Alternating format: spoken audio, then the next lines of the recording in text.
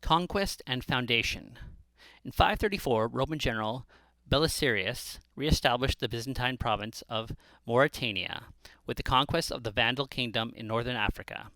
Despite his efforts, the Vandal king Gelimer had been unable to effect an alliance with the Gothic king Thaddeus, who probably took opportunity of the collapse of the Vandal authority to conquer Ceuta, which is now Septum, across the Straits of Gibraltar in 533, possibly to keep it out of the Byzantine hands. This citadel was nevertheless seized the following year by an expedition dispatched by Belisarius. Ceuta, which was briefly recaptured by the Visigoths in 540, became a part of Mauritania. It was an important base of the reconnaissance of Spain in the years leading up to the peninsula's invasion by the Justinian's forces in 552. In 550, in the reign of Agilia I, Spain was troubled by a series of revolts, two of which were serious. The citizens of Cordoba rebelled against Gothic or Arian rule, and Agilia was roundly defeated, his son killed, and the royal treasure lost. He himself retreated to Merida.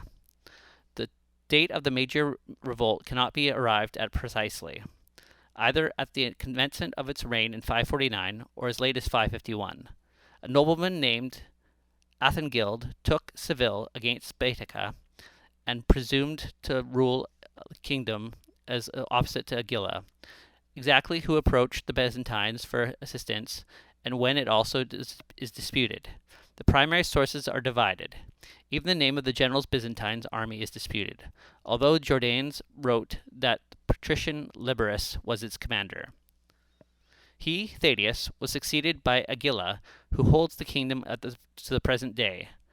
Athengild had rebelled against him, and even now provoking the might of the Roman Empire. So Liberius and Patrician is on the way with an army to oppose him. James J. O'Donnell, in his biography of Liberius, casts doubt in his statement, since the patrician has an octogenarian at the time.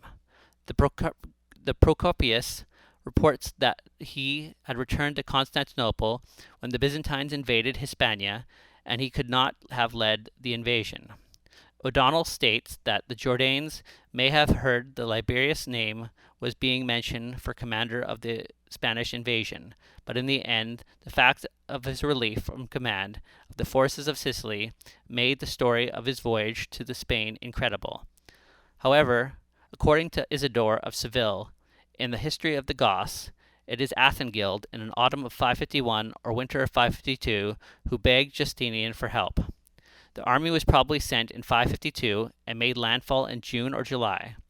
Roman forces landed probably at the mouth of the Guadolet, or perhaps Meliga, and joined with Athengild to defeat Agila as he marched south from Merida towards Seville in August or September 552. The war dragged on for 2 more years.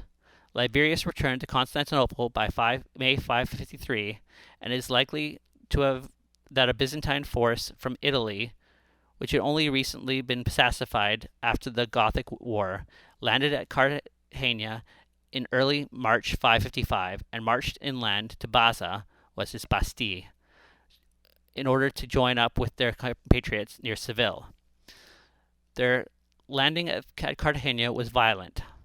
The native population, which includes the member of the Leander of Seville, was well deposed of the Visigoths, and the Byzantine government of the city was forced to suppress their freedoms, as an oppression from which lasted decades in their occupation.